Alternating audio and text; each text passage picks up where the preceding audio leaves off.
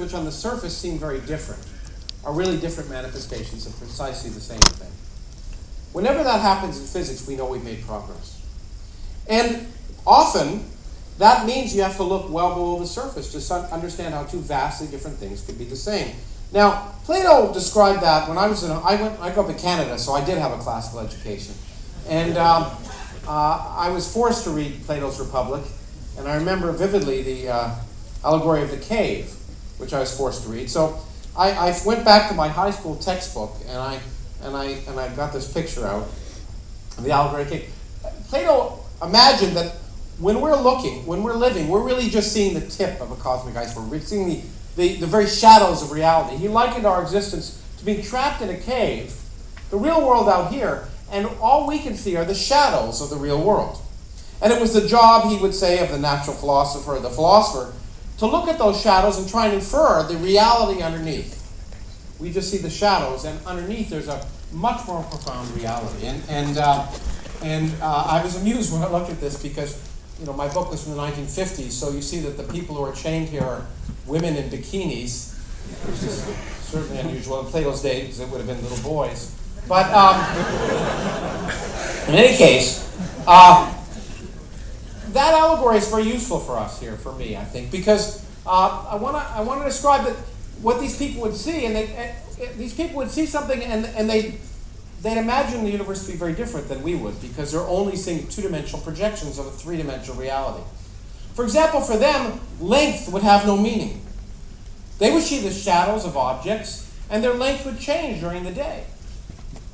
And they would imagine that there is no such fixed thing as length, that has no independent meaning. So, for example, they would see a ruler at some time of the day, and it would look like that, the shadow of a ruler on their wall. Another time of the day, the ruler would look like that. They'd say, okay, well, length doesn't exist. But the job of the philosopher, the mathematician, say, no, what's really happening is we're seeing a two-dimensional projection of a three-dimensional reality. Just like when I hold my hand up, you see that two-dimensional shadow, and if I rotate the shadow, it changes. So let me just draw a picture. If I'm looking at the light from above, if I have that ruler and it's parallel to that wall, the length of the ruler is like that. However, if I rotate the ruler in the extra dimension, then the shadow of the ruler gets smaller. So the mathematician, the philosopher, would intuit from that fact that the ruler changed in length that really, in the underlying reality, there was such a thing as length. And the ruler had a fixed length and it was always the same. And the reason it looks different for the people trapped to look at those shadows is that they're seeing different projections of the ruler, and it is really an indication that there's an extra dimension, and the ruler can rotate in that extra dimension. So two very different things are really seen as manifestations of the same thing, the underlying ruler. And that is an example of what we've been living with for the last 150, 200 years. That realization in different forms, and it's that amazing journey that we've taken that has taken us to the cusp of discovering recently the Higgs boson, as I'll talk about. So I want to jump ahead from Plato to one of my favorite physicists, my favorite experimental physicist of all time. This is Michael Faraday. Since I notice there are many students here, there's a good lesson here. Michael Faraday really had no classical education. He was a bookbinder's apprentice. And he could teach you something very important. You should always suck up to your teachers. Because he was his bookbinder's apprentice, and he went to the lectures of the head of the Royal Institution, Humphrey Davy. And he recorded careful notes of those lectures and bound them in a beautiful volume and presented them to Humphrey Davy and said, "Can I be your assistant?" And Humphrey Davy said, "Yes." So it pays. And of course, what happened was that Faraday worked his way up and eventually became not only the head of the Royal Institution, but in fact performed the experiments which make our modern technology possible. The experiments on electricity and magnetism that changed the way we think of the world. Now, he discovered a connection between two things that were very different. Electricity, the force of static charges that hold balloons up against the wall, and magnets. You've all experienced those forces. And people had begun to know there was a connection between those two things because it was already known that if you had charges and you had a current going through a wire, you could create a magnet.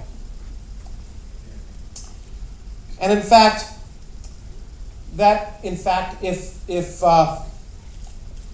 so moving charges would create a magnetic field. So there was a connection between charge and magnets. And what Faraday discovered by accident was a remarkable connection between magnets and charges. Because people figured if moving charges can affect magnets, well, if I put a magnet up against, maybe it could change a current, it could do something. If I just put a magnet there, nothing would happen. And Faraday discovered by accident one day, when he had a magnet going, another magnet going, that when he turned the magnet off, he suddenly saw a charge flow in another wire. And he discovered a new connection between electricity and magnetism that was vitally important. And we'll get to that. What he discovered was eventually the fact that electricity and magnetism are precisely the same thing, just different manifestations of the same thing. But Faraday did something else which was very interesting, because he claimed to be very uncomfortable with mathematics because he wasn't trained. He claimed to have written down only one mathematical equation his entire life. So he tried to understand the electric force between electric charges. And literally, he pictured it. He developed just a pictorial crutch that helped him understand this because he didn't like the mathematics. And actually, he outdid Newton. Newton, of course, wondered how the Earth knew to be attracted to the sun. How did the Earth know where the sun was so it could go around it? And in the end, he didn't know, and he said, I'm not going to worry about it, it just works. But what Faraday did was very similar, but for charges. He imagined that when I have an electric charge, he imagined that around every electric charge there were these things he called field lines that went out. And the number of field lines were proportional to the charge. The bigger the charge, the more field lines. And they would go out from positive charges and in from negative charges. And for him, that was a picture, because that meant when I put another charge here, it wasn't attracted to this charge. It experienced the electric field due to this charge, which was out here, and did what it was supposed to do. So that picture gave him ways of understanding precisely what would happen. By drawing pictures of these field lines, you could tell what would happen if I put an electric charge here. It would follow the field lines. And this picture, this crutch for him, because he didn't like the equations, was beautiful because it was exactly correct. It reproduces the mathematics exactly. You could use the formulas and you would find that this charge, if you put a positive charge here, it would experience a force that would push it in that direction. So this was just an invention of his mind. And then it helped him understand electricity, and then he did these wonderful experiments, which appeared to be useless at the time. And there's a very apocryphal story, many apocryphal stories about various prime ministers going into, and I don't know if any of them are true, going into his laboratory and saying, what use is all this junk? Much like I get asked on a daily basis for what I do. And he said, why, it's so useful that one day you'll tax us for it, which is exactly right, because he produced a technology that produces all the power, that electricity we use, that we get taxed for. In any case, his experiments laid the basis for another hero of mine, the greatest theoretical physicist of the 19th century, James Clerk Maxwell, who realized something vitally important. What Faraday has shown was already known. If you move an electric charge, you produce a magnetic field. But what Faraday discovered is if you have a changing magnetic field, you can produce a force on a moving charge. You can produce an electric field. So a changing electric field produces a magnetic field, and a changing magnetic field produces an electric field. And what Maxwell realized, then, if I take a charge here and I jiggle it, well, it's moving up and down, I create a magnetic field, but if the charge is continually moving and changing, the magnetic field I produce here is changing. And that's going to produce a changing electric field, which is going to produce a changing magnetic field, which is going to produce a changing electric field, and there's going to be a disturbance in fields that would propagate. Now, these fields, I remind you, were just an invention of Faraday's mind. But Maxwell showed that if I jiggled a charge, I'd produce a disturbance, and he could calculate, based on measuring the strength of the force between two electric charges in the lab, and separately measuring the strength of the force between two magnets, just measuring those two forces, he could predict how fast that disturbance would propagate, and what he discovered was it would propagate at the speed of light. He had discovered that light was an electromagnetic wave. That these inventions of Faraday's mind, these waves were much more than that. They were real. They were so real that you can see them. In one of the greatest calculations of his time, he showed just from those two fundamental constants you could predict the speed of light, and you could show that light was an electromagnetic wave, a disturbance in electric and magnetic fields. And that completed the picture, because it told us that electricity and magnetism were really one and the same thing. And one person's electricity could be another person's magnetism. The two vastly different things were different manifestations of one underlying reality. The greatest unification since Plato. That fundamental picture changed everything. Okay, next, someone you will recognize. Albert Einstein. Now, that realization of Maxwell caused Einstein to think. Now, I get a lot of letters every week from people who tell me they have a new theory of the world. And they tell me that everyone thinks it's crazy, but everyone thought Einstein was crazy, so they must be right too. And in particular, what they tell me is that everything we now know is wrong, and their theory is right. Because after all, isn't that what Einstein did? And they misunderstand the nature of science dramatically. Because people think that scientific revolutions do away with everything that went before them. That's precisely wrong. Because what satisfies the test of experiment today will always satisfy the test of experiment. If I take a ball now and drop it, it will fall. If I hit it with a cricket bat in a boring cricket game, it will follow the same trajectory a million years from now. Even if what we know at the edge of physics about gravity and quantum mechanics has changed completely, the trajectory described by Newton's laws will still be the same. And so, in fact, what Einstein did, and what made him famous, was not do away with everything that went before him, but instead realize that two different results from physics, which had both satisfied the test of experiment, and therefore were both true, but were both inconsistent with each other, somehow had to be made consistent. He didn't throw out one or the other. He realized that they both were true, and he had to be more creative. Now so he developed the theory of relativity, and I'm going to give you a 3-minute course in relativity. Okay, the two results were the following. Galileo, several hundred years earlier, had showed the fact that many of you experienced if you've been on trains or subway trains, not in the United States where they shake a lot, but here, that when you're on a train in a station and there's another train next to you and you look and you see that other train moving, for a moment you don't know if you're moving or if the other train is moving. Okay? And what Galileo said was, in fact, there's no way to tell that the laws of physics are precisely the same for all observers who are moving at a constant velocity or whether they're standing still. In fact, of course, you're doing that right now. You all feel like you're standing still, but we're all moving at 30 kilometers per second around the sun right now. But we can act like we're standing still. If you're in an airplane, you throw a ball up in the air, up and down the aisles, you can pretend if the windows are closed that you're standing still. There's no experiment you can perform that'll tell you the plane is moving as long as it's moving at a constant speed. Okay, that's Galileo. Clearly true. But Maxwell told us the following. Remember, he said, if I measure the strength of electricity and I measure the strength of magnetism, I can predict that if I jiggle a charge, a light ray will go out and the speed will be the speed of light. Another thing which is true. Those two things are inconsistent.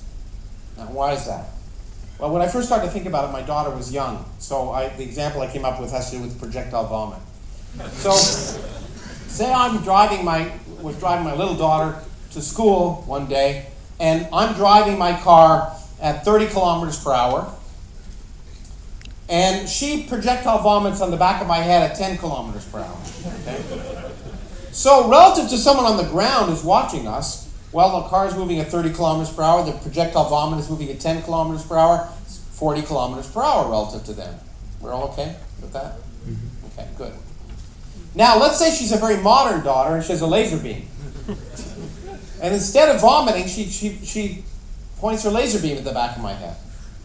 Well, you might think, okay, the laser beam goes relative to her at the speed of light, and if the car is moving at 30 kilometers per hour, someone on the ground will see the light go at the speed of light plus 30 kilometers per hour. That makes sense.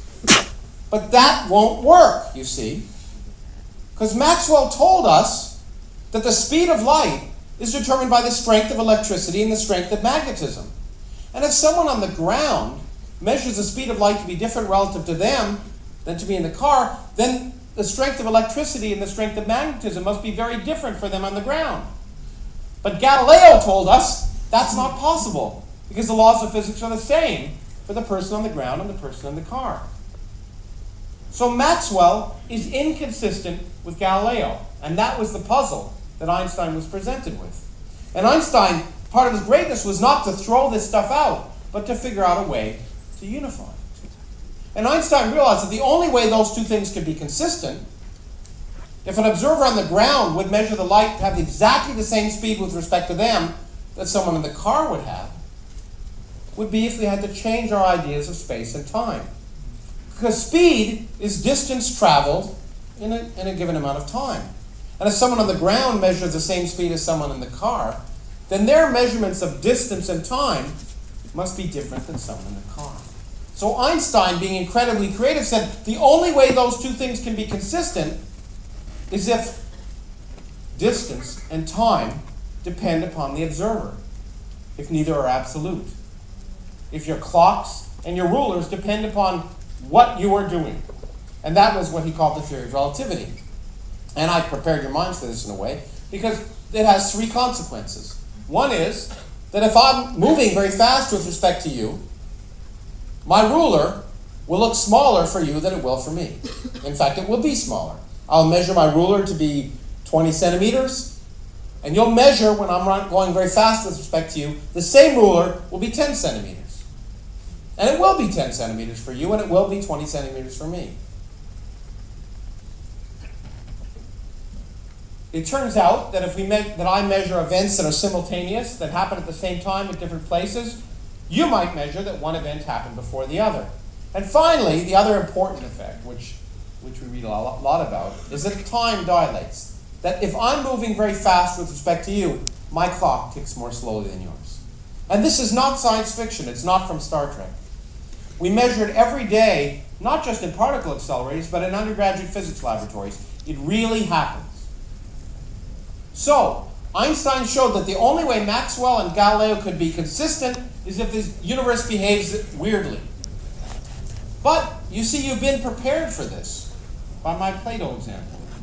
Because within a few years after Einstein had developed this, his mathematics teacher, in fact, one of the few teachers who didn't really dislike him, Hermann Minkowski, realized that what Einstein really had discovered was not a theory of relativity, but a theory of absolutes, in a sense. And as he put it in 1908, henceforth space by itself and time by itself are doomed to fade away into mere shadows, and only a kind of union of the two will preserve an independent reality. Because what Minkowski realized is the fact that different observers measure different lengths and times is really a fact that different observers are taking different three-dimensional slices of a four-dimensional universe. We don't really experience that because the speed of light is so fast. If I take a picture of this room, everyone will think that when the picture was taken, it was now. But of course that's not true, because the light from the people in the back of the room had to leave them a little bit earlier than the people in the front of the room. So when I take a picture of this room, I'm really getting a slice in space and time. And when different observers are moving relative to one another, they're getting different slices of space-time. And just like those observers, in a sense, for Plato, who saw rulers change because an object rotated in an extra dimension, the manifestation of what Einstein discovered was really could be understood mathematically if space and time were tied together.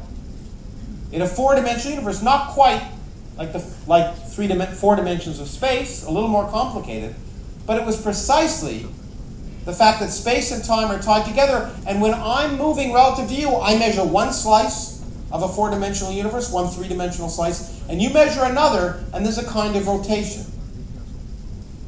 And so what Einstein discovered because of Maxwell and Galileo was a new unification, a unification of space and time into a four-dimensional universe of space-time.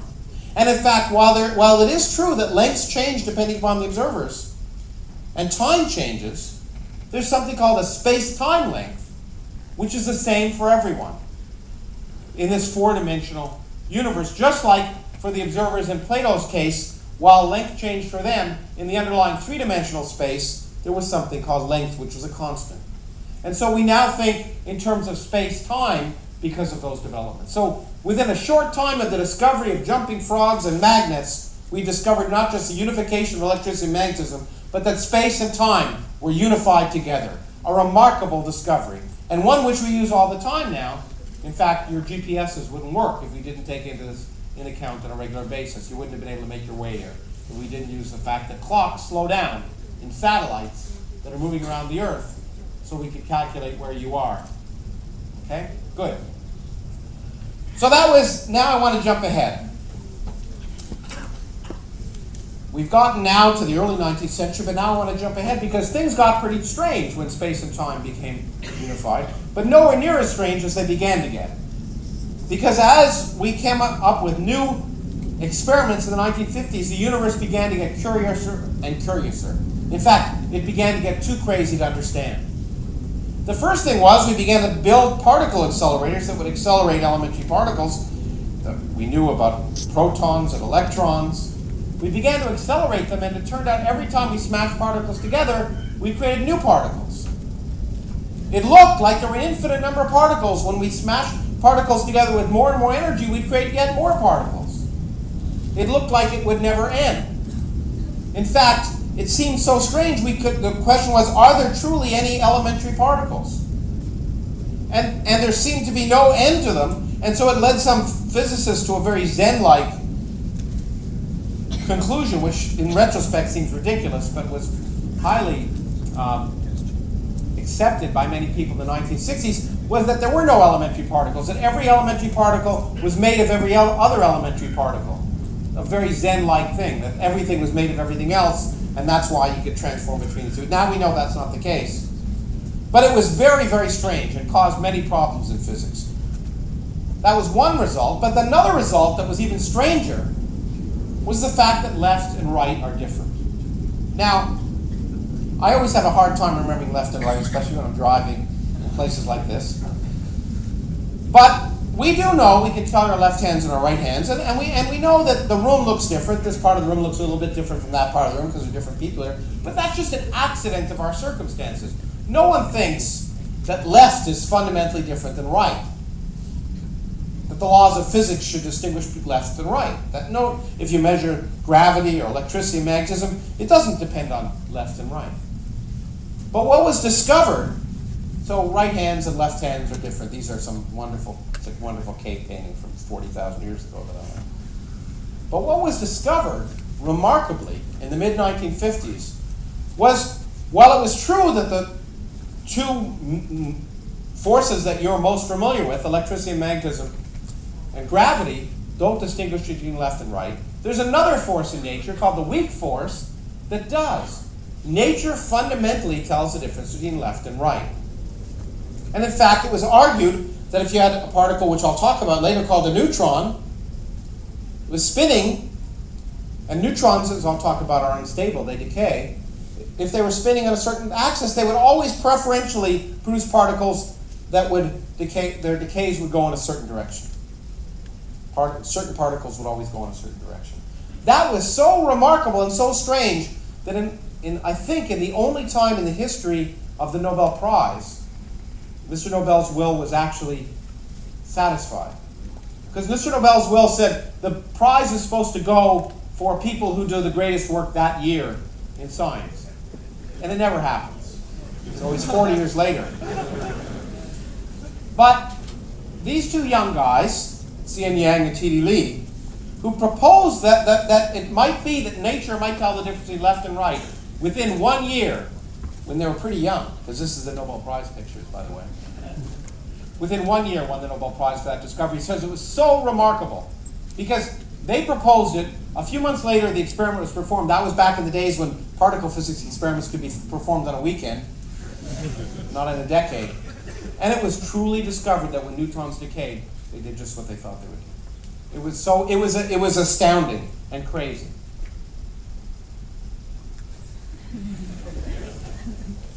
Crazier still was the results that came from all this, which developed a theory which we've been talking about called quantum electrodynamics. the quantum theory of electromagnetism. We had this beautiful theory by Maxwell of electricity and magnetism. And quantum mechanics had been developed in the early part of the century. The question was how to put them together, and it's a long story, and I won't go into it. But this is Richard Feynman. And Richard Feynman, along with a young man, he's still pretty darn young and in the audience today, Freeman Dyson, discovered some remarkable things about the quantum universe. That we could understand the forces of nature in a different way than we'd understood them before.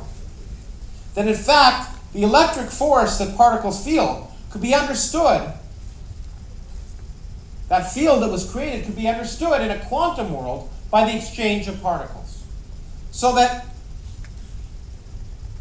if two electrons were traveling along, the way we can understand that there was a force or repulsion between them is that one electron would emit a photon, particle of light, and it would be absorbed by the other one, and that would transmit a force between them, a force that would transmit at the speed of light, in principle. But this photon is very special, because this photon is called a virtual photon. It's not a photon that you can see. It's a photon that's emitted by this particle and absorbed by that one in a time scale so short that you can't measure it. Which sounds like counting angels on the head of a pin. But physics is different than religion. It's right. But for other reasons, as you'll see.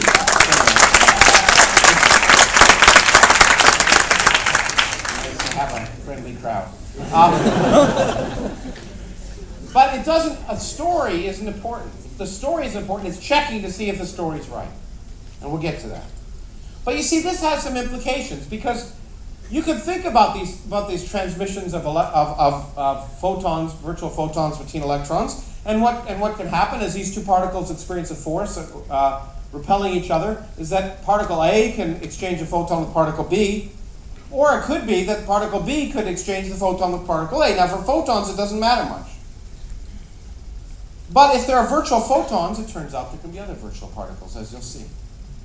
Because one of the remarkable laws of quantum mechanics, codified in what's called the Heisenberg uncertainty principle, is the fact that on a fundamental scale, nature behaves, as I like to say, like the White House or corporate America, or probably corporate Singapore. Namely, if you can't see what's happening, anything goes. Okay? And nature is just like that. Quantum mechanics says that if things happen on such a short time scale that you can't measure them, then anything's possible. Particles can do weird and wonderful things. For example, while it is true that no particle can be measured to be traveling faster than the speed of light, for very short times, as long as they're so short that you can't measure them, particles can travel faster than light. That's what quantum mechanics tells us when you combine it with relativity. So if I imagine an electron moving along, for a very short time it can suddenly speed up and travel faster than light, and then so on average, when you measure its velocity over a long time, it hasn't traveled faster than light. But for short periods, it can have that kind of burst. But that's a problem, you see, because Einstein told us that if you travel faster than light, in someone else's frame, you'll look like you're traveling backwards in time. So as in fact, Feynman and Dyson showed that for another observer, the experiment would look like this. The electron would be moving forward, it would go backwards in time and go forward, if you could see the virtual electron. And so let's think about what happens. There's another way of describing this. What does an electron that goes backwards in time look like? Well, it's a negative electric charge going backwards in time. That looks the same as a positive electric charge moving forwards in time. Okay? So we can think of what's happening as follows. An electron moves along, then out of nothing, an electron and a particle that looks just like an electron but with equal and opposite charge are created out of nothing. And that positively charged particle interacts with this electron, annihilates, and goes into nothing. And so we start with an electron, we end with an electron, but for intermediate times we have more than one particle. We have an electron plus an electron and this weird particle we call the antiparticle of an electron, a positron. And the prediction of quantum mechanics and relativity put together tells us that there must be antiparticles. This was first recognized in an equation by Dirac, a very famous physicist, and he didn't believe in the antiparticle prediction, and he later on, of course, said that his equation was smarter than he was, which they often are. I first learned this explanation from Feynman, but it is an implication, it is a requirement when you put together quantum mechanics and relativity that empty space ain't so empty. Empty space is a bubbling, boiling brew of virtual particles popping in and out of existence in a time scale so short you can't measure them. That is a requirement of the theory. Now, as I said, science is different than religion. If these virtual particles are popping in and out of existence on a time scale so short you can't measure them, how do we know they're there? Well, you can't measure them directly, but you can measure their effects indirectly. This animation is actually more than an animation, it's an exact calculation. Performed was actually shown at the Nobel Prize ceremonies, when one of the people who's at this meeting won the Nobel Prize for the theory that allowed this calculation to be performed. This is the space inside of a proton. Now, if you went to a good school, like the one we're at, I'm sure, you've learned that a proton is made of 3 quarks, right? Say right. Wrong! We lie. It's made of 3 quarks, but it's also made of these virtual particles and fields that are popping in and out of existence. And it turns out that over 90% of the mass of the proton is not due to the mass of those 3 quarks.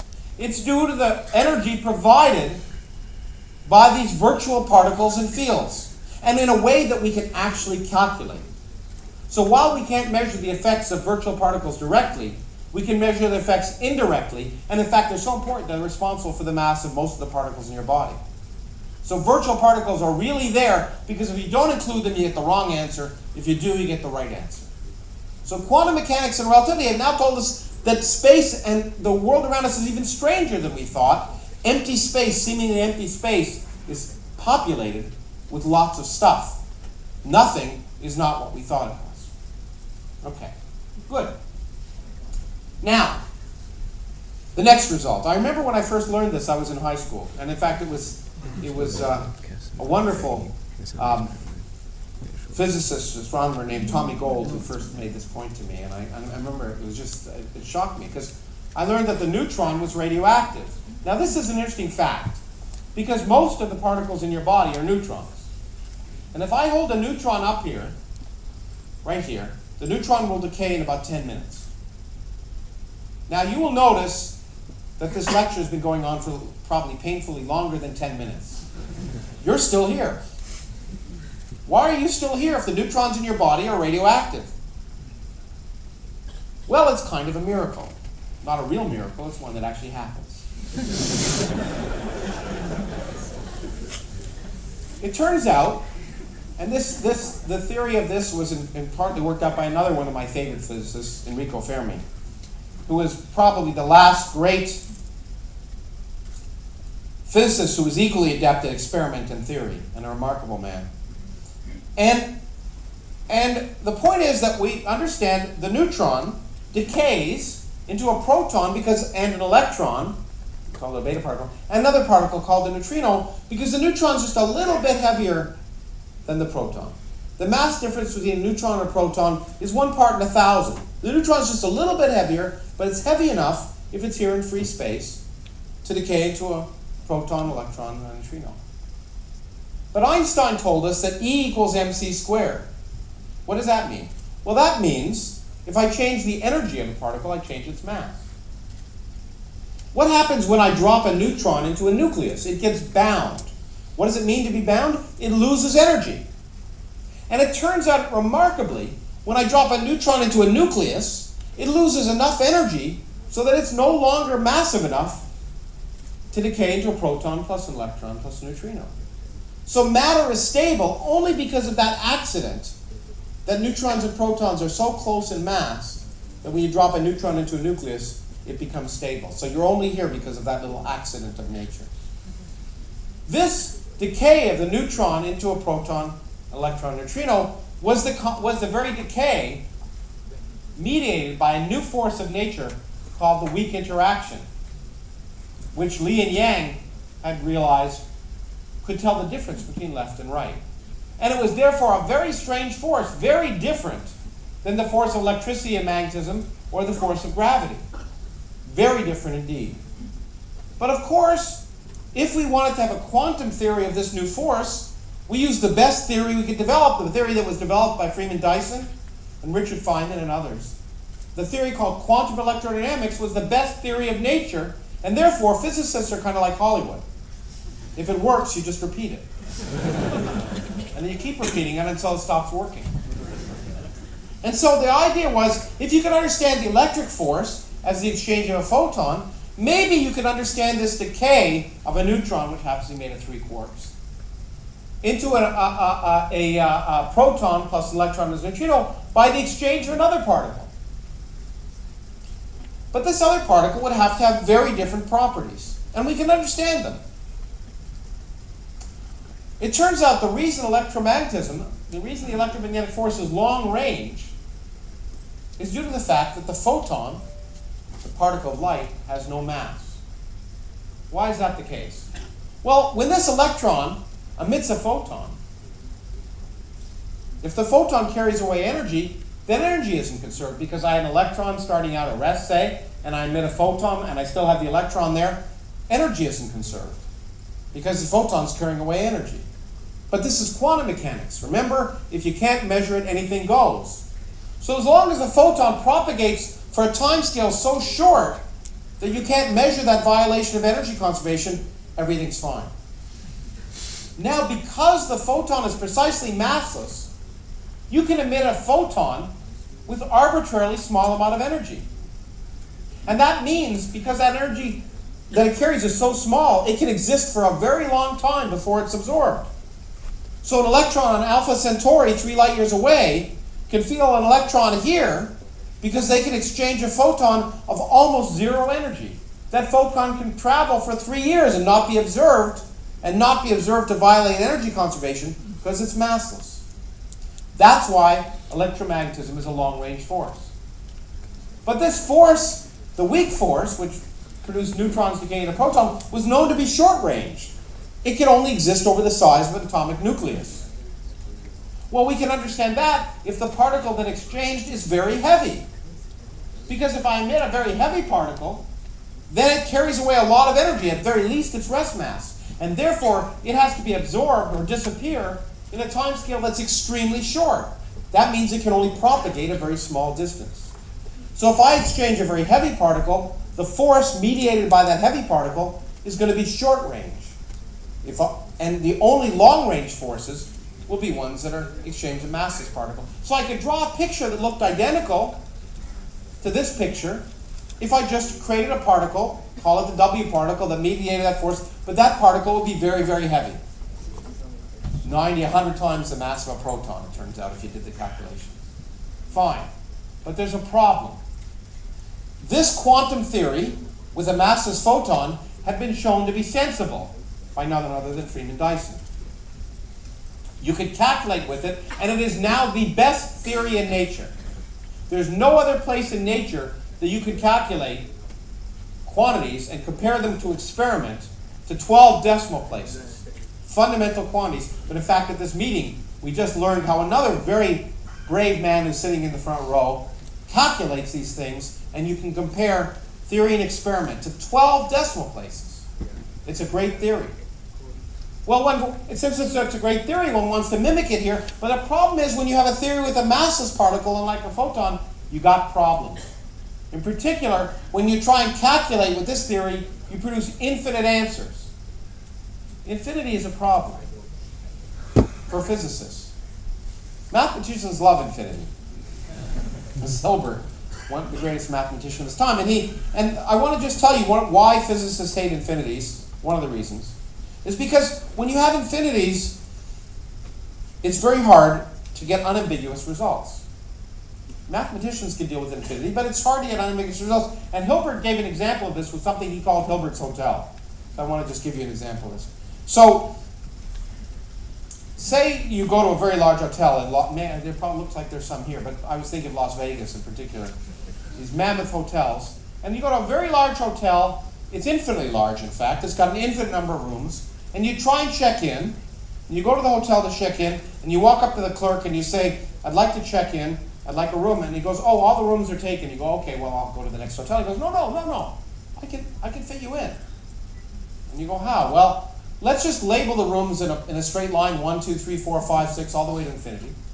All the clerk has to do is take someone from room number 1 and put them in room number 2, someone from room number 2 into room number 3, room number 3 into room number 4, and keep doing that, and eventually you'll end up with room number 1 empty. But since there's an infinite number of integers, you got no problem. You can fit all those infinite people in all the integers, and this room's empty.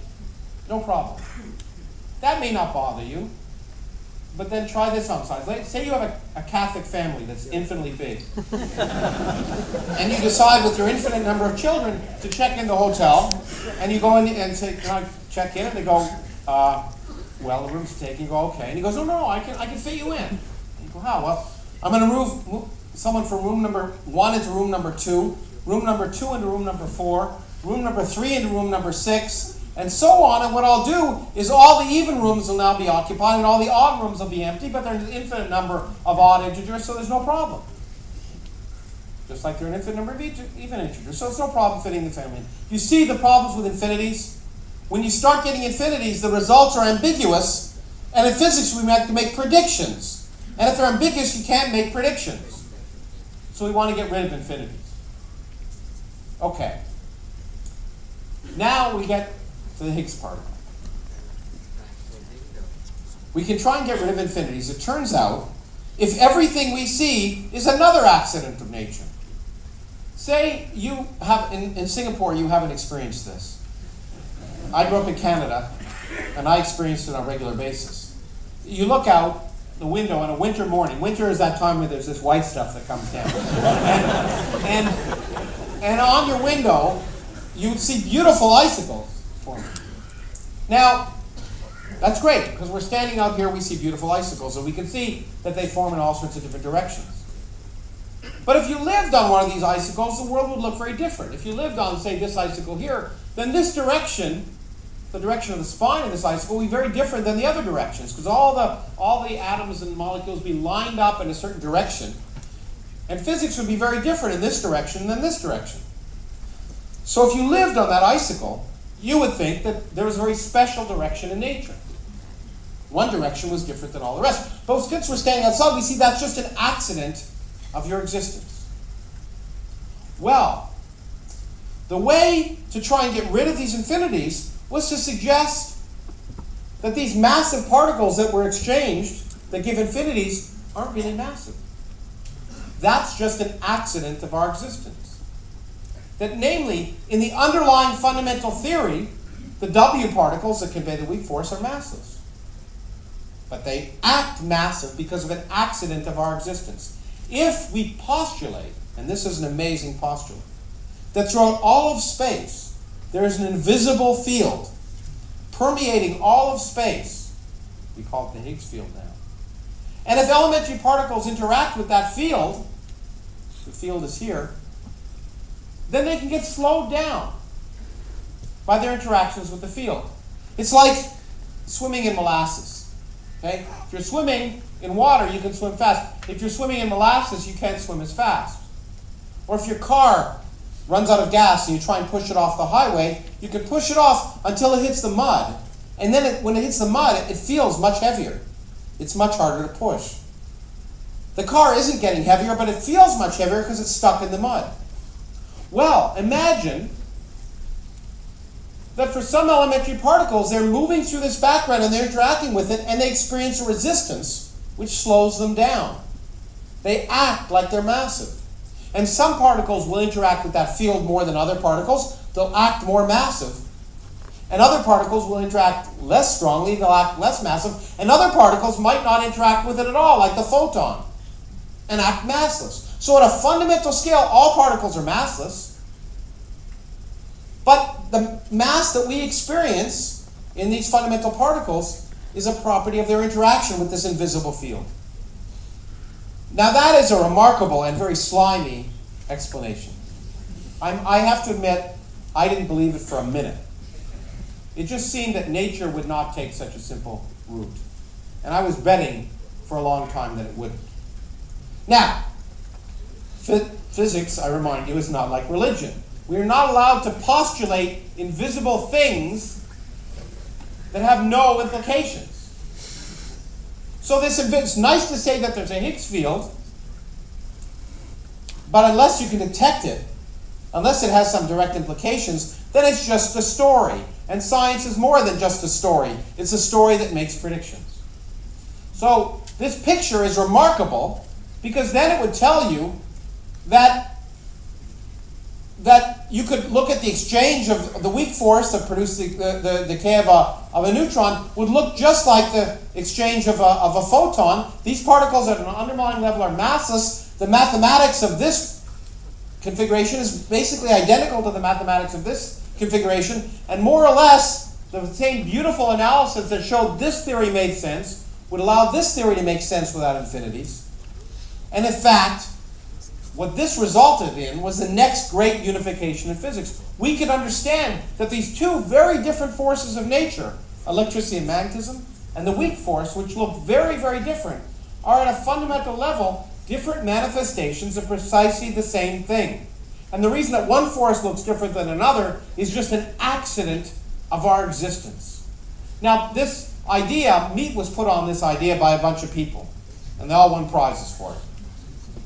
So, 3 people, Glashow, Salam, and Weinberg, actually developed a theory that could unify, in principle, electricity and magnetism and the weak force because of this background field called the Higgs field.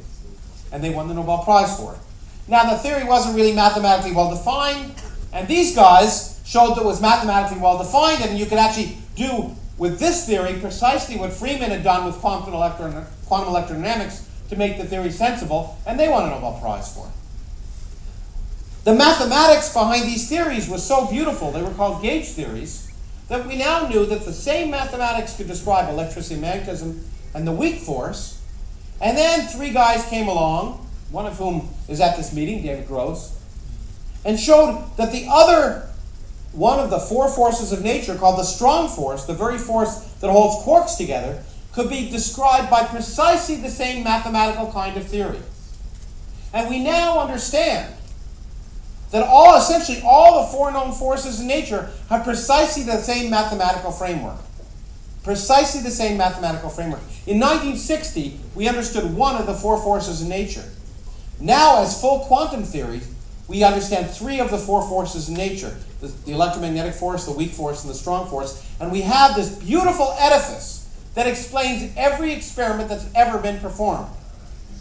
We call it the Standard Model. It is the greatest intellectual edifice that humans have ever created, starting with Plato and working with Faraday and Maxwell and Einstein and Feynman and Dyson and all the rest, have taken us to the best theory we know in nature, where 3 of the 4 forces in nature are understood as quantum theories, with 1 type of mathematical symmetry, and every observation that's ever been performed, essentially, can be explained and predicted with this theory. It's great.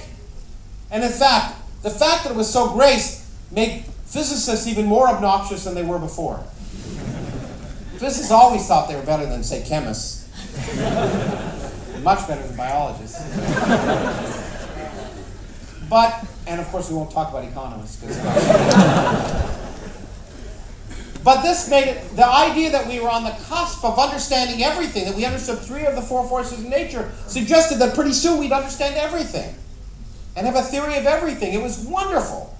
But you'll notice there's one thing missing. The Higgs. Everything in this great house of cards depended on the Higgs.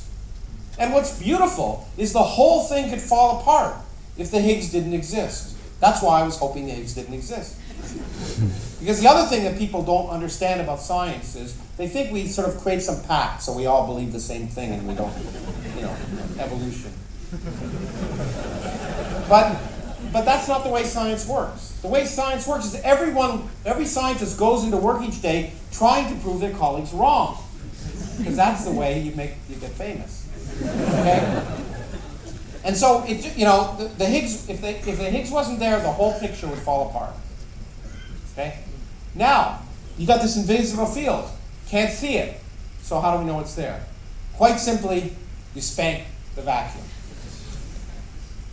What this means is, in quantum field theory, what I told you is that for every field in nature, we associate a particle. And it is a prediction that if there is this invisible background field, if you spank it hard enough, if you throw enough energy in a single point, you'll knock out real particles. So all you have to do is build a machine that's energetic enough to concentrate enough energy in a single point, and you might knock real particles out, called Higgs particles, out of this field. And that idea had been around since the 1960s. If the Higgs field existed, it took more than 40 years, almost 50 years, to build the machine to do it. And the idea was, if particles get their mass by interacting with this background field, we can turn around the other way, and if we collide particles together, we can produce the background field. We can produce the Higgs particle. And the idea then was, well, you can take those pictures and draw what are called Feynman diagrams. If you smash, say, two protons together very energetically, you can produce a Higgs particle, which will then decay to produce other particles.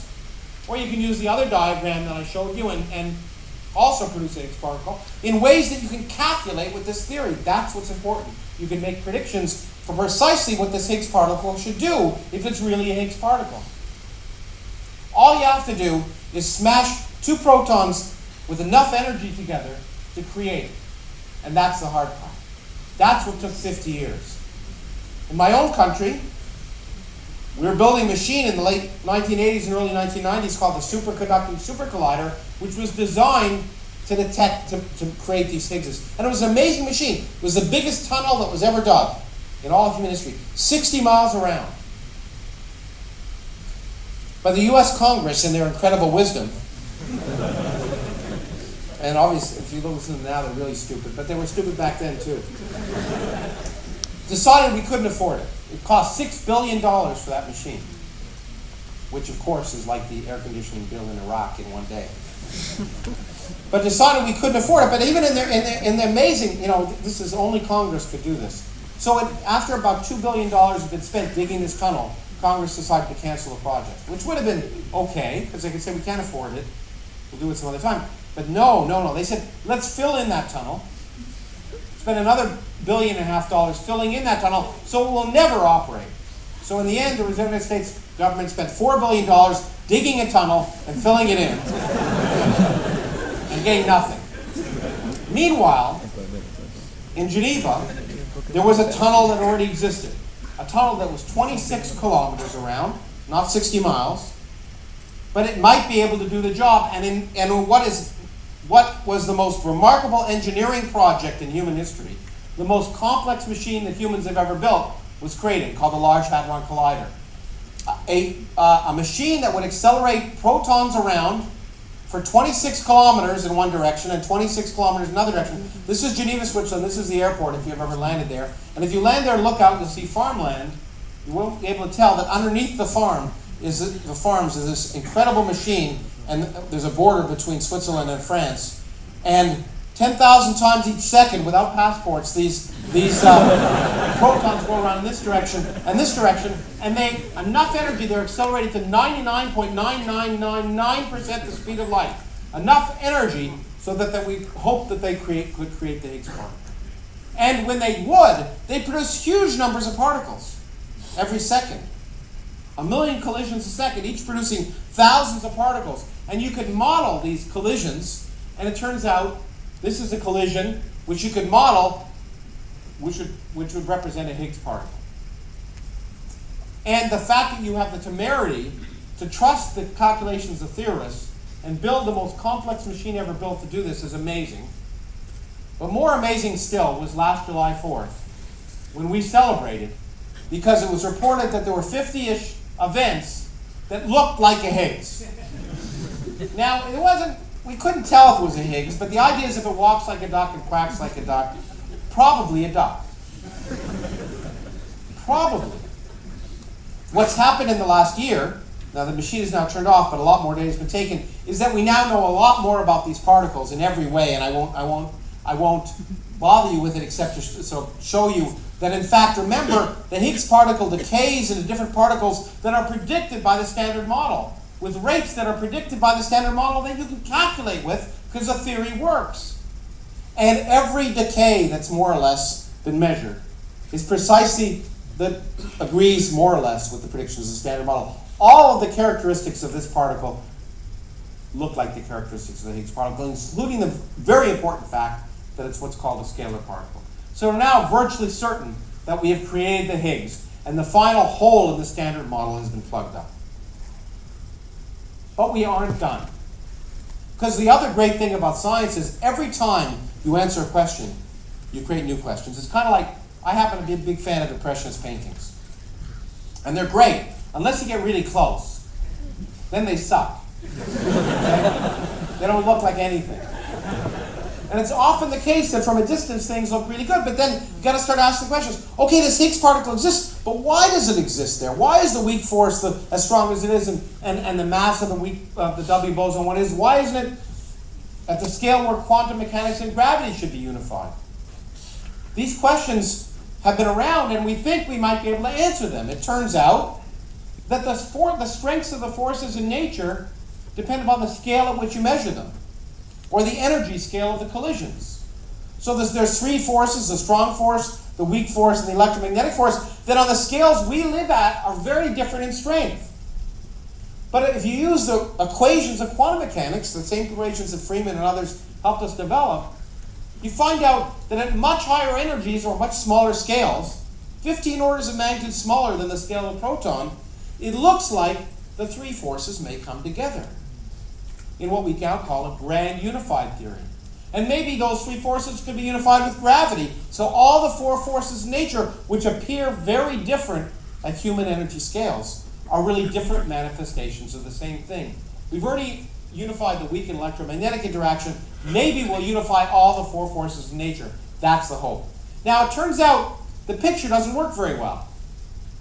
We've actually measured the strengths of the three non-gravitational forces, and if we use only the known particles in nature, all those forces don't come together. The strengths of all those forces don't come together. It turns out if you add a new symmetry of nature, which predicts a lot of new elementary particles, in a known way, this symmetry called supersymmetry, these forces will come together at a single scale. Now, what makes this interesting is that suggests, at the scale of the Large Hadron Collider, the Higgs isn't all we'll see. If this is really true, we'll see a whole bunch of new elementary particles that have never been observed before. Now, that Large Hadron Collider is now turned off. It's going to turn on in a year or so. And the hope of many theorists is that we'll see all these particles. The hope of other theorists like me is that we won't, because it's much more fun to be wrong. In fact, as I often say, if you're a theoretical physicist, the two most exciting states to be in are wrong and confused. And I'm completely both. Because that nature always, in my experience, every time we open a new window on the universe, we're surprised. I was very surprised that the Higgs was there. I expected nature to be much more clever. Where are they? We haven't seen them. It could be that we won't, in the next collider, see them. If we see just the Higgs, we will have no guidance on why the weak interaction is different than the other forces in nature. That is a problem because we probably won't ever have another collider, another accelerator in nature. We can't go to Congress or the European Parliament and say, guess what? We didn't see anything. Give us another machine. It doesn't work that way. But even worse, I don't know if any of you know about sensory deprivation experiments. I've been in one of these little tanks where you don't see anything, you're floating, and after a while you begin to hallucinate. Well, that's what happened to theoretical physics for 40 years. From the time the Higgs particle and these other particles were proposed to the 40 or 50 years to the time we developed it, we didn't have experiments that could test it. So all these theorists like me just started hallucinating and came up with lots of ideas, most of which are probably wrong. And if we don't have another machine, we won't be able to control our hallucinations. And it could be that fundamental physics, if we don't build another machine, might not go anywhere. We might be at the end of knowledge. So let's hope we see something in Geneva. Because Physics is not driven by theory. It is driven by experiment. And unless we continue to open up new windows on the universe and ask new questions, we stagnate. So, let me conclude by just saying that to me, this picture that I presented is humanity at its best. Not just a theoretical picture, which is amazing over the last 200 years, putting all these little pieces together and having the guts to think that you might actually be describing reality. But the Large Hadron Collider. As I often like to say, and I learned from a very well-known physicist who was a professor of mine named Vicky Weisskopf, the Large Hadron Collider to me is like the Gothic cathedral of the 21st century. The Gothic cathedrals were pushed the technology of their time. They took hundreds of years to build, thousands of workmen.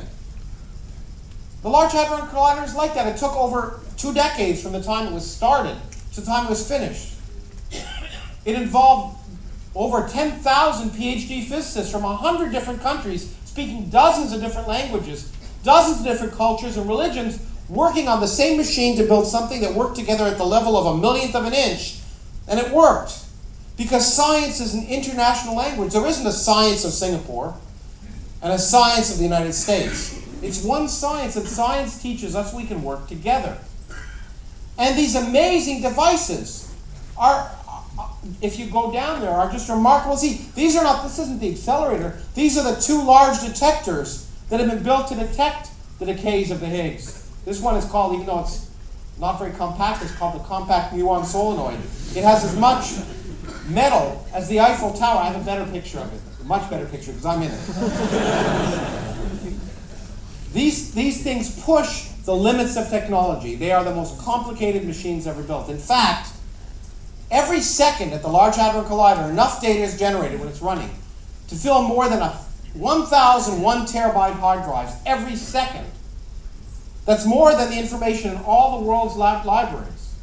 And every second, the physicists at CERN have to sift through that and throw most of it out, because there's no way you could store that much information. Whole new levels of computer technology, information processing, pushing every limit of the human condition just to show something incredibly esoteric. And people often say, why? What's the use of it? And I go back to Faraday. What's the use of those jumping frogs? The use is not the technology that comes from it, but the ideas. Because that's what makes the tragedy of being human so exciting. The fact that physics, like art, music, and literature, changes our perspective on ourselves. People rarely ask me, what's the point of a Mozart symphony? A Picasso painting? A Shakespeare play? But for some reason, science is supposed, because we always depend on this technology, can't be just beautiful and illuminate our lives the way they do. So here we are. Our existence is just an accident. If the Higgs field is the case, because as the universe cooled down, the Higgs field froze in some configuration. If it had frozen in another configuration, the particles in nature wouldn't have mass, and we wouldn't be here to ask the question.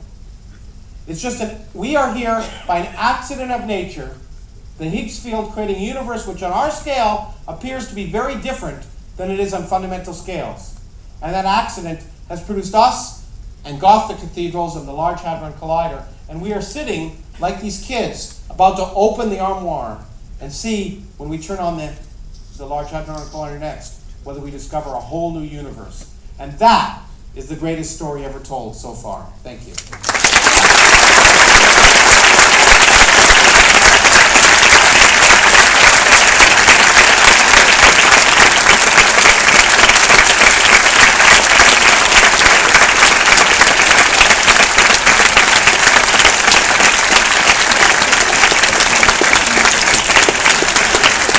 Standing ovation. Standing ovation.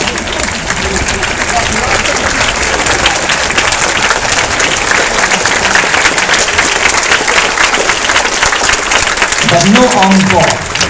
No encore. You don't understand, standing ovations only mean something if they're spontaneous. But we have time for some questions? Is that what I'm told? Yes. And I know a lot of people have asked if I'd sign books and take pictures, and I'm happy to do that afterwards, okay, after this is over. So I won't leave till we're finished with all that, so don't worry. you don't have to rush through that. But I will answer a few questions. Hi, Professor. Yes. A question for you is that, my name is Ace Kindred. Welcome to Singapore. My question is, do you think that there is something that can even travel faster than light, which we have not yet identified? And my next question is, do you think that human beings will be able to travel as fast or even faster than light? Thank you.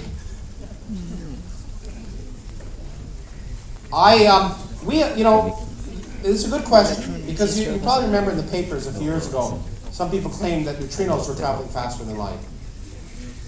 And we all knew it was wrong. Okay?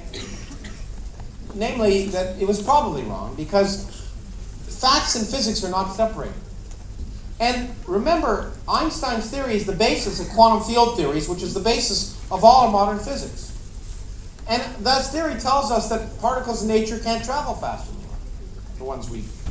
So it is not impossible to imagine a theory in which some particles might travel faster than light, but you'd have to do it in a very weird way, because otherwise it would contradict thousands of experiments over 100 years. So when someone tells you they've measured a particle that travels faster than light, they're probably wrong. Just like the neutrinos that came from Geneva, which you may have heard arrived in Italy 60 nanoseconds earlier than they should have. And I knew it was wrong. I talked to the BBC about that, because I told them that nothing ever arrives early in Italy. But in fact, it turned out to be cabling, because it's most likely. Most exciting results are wrong, and that's part of the problem of covering science, as you are doing right now, so obnoxiously. We often read in the newspapers about strange discoveries, and they turn out to be wrong, but rarely do the newspapers then explain that they're wrong. And so you get the idea that physics is a series of fads. But most new exciting discoveries are wrong. And the reason we don't talk about them is that they're accidents. Strange things happen by accident. But again, as Freeman told us, we have to learn to be skeptical of ourselves. We believe that everything that happens to us is significant. So he used to go up to people and he used to go, "You won't believe what happened to me today. You won't believe what happened." And people say, "What?" He'd say, "Absolutely nothing." Because you can have dreams, 1,000 dreams over 1,000 nights that are ridiculous, and one night you have a dream that your friend is going to break their arm, and the next day they break their leg, and you think it's cosmic. So physicists have to learn to understand that strange things are often accidental, and have to check the data. That's why we have to be so careful that these 50 Higgs events were not accidents. So the bottom line is, it's highly unlikely. Now, will humans ever travel at the speed of light? No. And the reason, ultimately, in my opinion, is money. Okay? It's just too much fuel. I did a calculation in the physics of Star Trek, actually, which have surprised me. So take conventional rocket fuel. If you wanted to use conventional rocket fuel, so you build a rocket which carries its fuel on board, conventional rocket fuel, to accelerate a single electron to half the speed of light and stop, how much fuel would you need?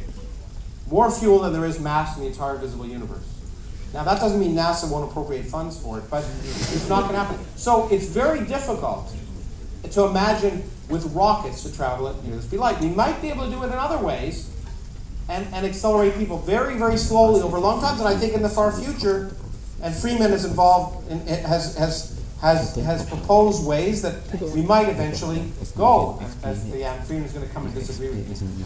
No, okay, good. Because that's what he usually does when I talk to him. But we might, in the far future, be able to imagine solar cells or something else, but it's incredibly costly, and it's not going to happen in the near future. In fact, in my opinion, there's no reason to send people to the speed of light. If we want to do space exploration, in my opinion, the best way is to send robots.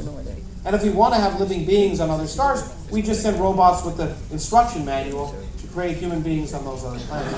And so I think human beings are 100-pound bags of water. They're not very well defined for space. A long answer to your short question. Thank you, Professor. Sure, thanks, Professor. Good evening, Professor. So my question is, do you see any end of physics in near future? No. In fact, let me make this point very clear. Because lots of people talk about the end of physics and they don't know what they're talking about. No, but let me make it clear.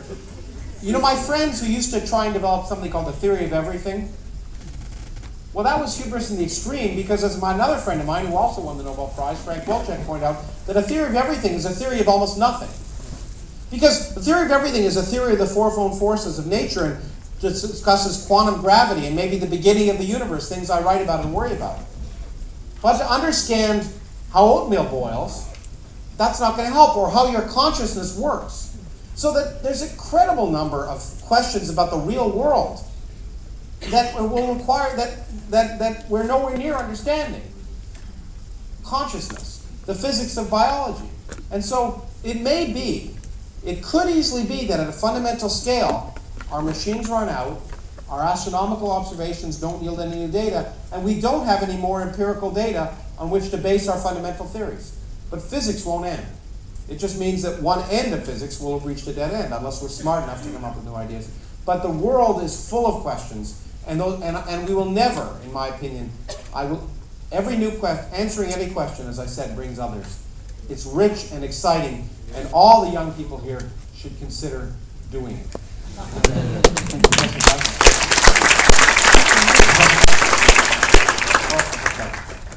One of the main implications of what you taught us today is that we should just overrule superstition, which I agree with. We should what? Overrule relying on superstition. Because absolutely. Things that we don't understand, things that are contradictory, we just haven't found a unifying theory. The point is that there's a huge difference between something being not understandable and not understanding something. I completely agree with that. But my question is, has there ever been a point in your career, or a question that's been asked to you, where the explanation that was superstitious seemed to be a better explanation, seemed to be a better explanation that you could give as a scientist? No, that's why. Or what is if there was one, I might be religious. But there has never been a mythical or superstitious or religious explanation of anything that works, that's verifiable, that's not contradicted by experiment. And what is amazing, the reason science is so wonderful is it works. And so, for me as a scientist, if there, people often say, well, what would it cause you to be spiritual? If tonight I looked up at the stars and they realigned, and in ancient Aramaic or Hebrew or English, because in my country most people think God speaks English, it says, I am here, I might think there's something, but there hasn't been. There's never been any evidence for anything other than the laws of nature. And what is amazing, I study the universe back to better than the first microsecond after Big Bang. And what's amazing is these simple laws that these people I've talked to you about have discovered allow us to understand everything back to the origin of time almost, and make it plausible, as my recent book describes, make it plausible. Plausible and possible that everything we see, all 100 billion galaxies with 100 billion stars, could come from nothing without violating any laws of nature. And I find that worth celebrating, because it makes God, whatever God is your God, if you have one. Yeah, not yours, but someone's. Whatever God is, more redundant and irrelevant than they were before. And anytime God becomes more relevant, it's something we should all celebrate. To restore parity, we'll allow a question from the right hand side. Okay. Yes. Professor Krauss, thank you very much for a very interesting talk about science. Now, I have two questions to ask you. Yeah. The first question is that you keep on repeating that science is reality, but unlike religion, it's not. But why couldn't it be the case that both religion and science are correct? Well, it could be if the claims of religion happen to agree with the experiment, which they don't. End of story. We had this discussion last night. Can we have another question? Answer my question. No, you haven't finished. I haven't finished my question. Yeah. Yes. So you were saying that unless there's some experiment, but why do you think that experiment is the only way to verify, to prove that something is right? I mean, this is a philosophical view. No, experiment is the way we prove things. That's also a misunderstanding. That is a misunderstanding. Because you know what's great? Historical facts cannot be proven. What's great? You're going to stop for a second? Yeah. Okay. It's great is I'm up here and you're down there. Okay. And hold on. So let me just say, you expressed another fundamental misunderstanding of science, and I know you have many because we had discussion last time. Experiments aren't how you prove things right. They're how you prove things wrong. Okay? And science is based on being able to falsify things. Again, as Feynman said, the way we do things in science is we have an idea and we try and prove it right, but we also try and prove it wrong. And that's vital. Let me finish what I was going to say. And therefore, if I propose something that I can't falsify, then it's not science, and there's no way I can test the idea. There's no knowledge. Now, it is absolutely true that I cannot say there is no God. It'd be crazy. It would be ridiculous, because I cannot prove that there's not some purpose to the universe for which there's no evidence whatsoever. But just as I told you before, I can also not prove that there's not a teapot, a China teapot orbiting Jupiter. But I can say it's highly unlikely.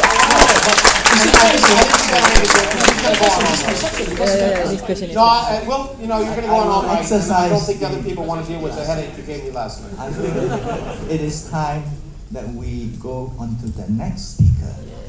Yeah, And we I thank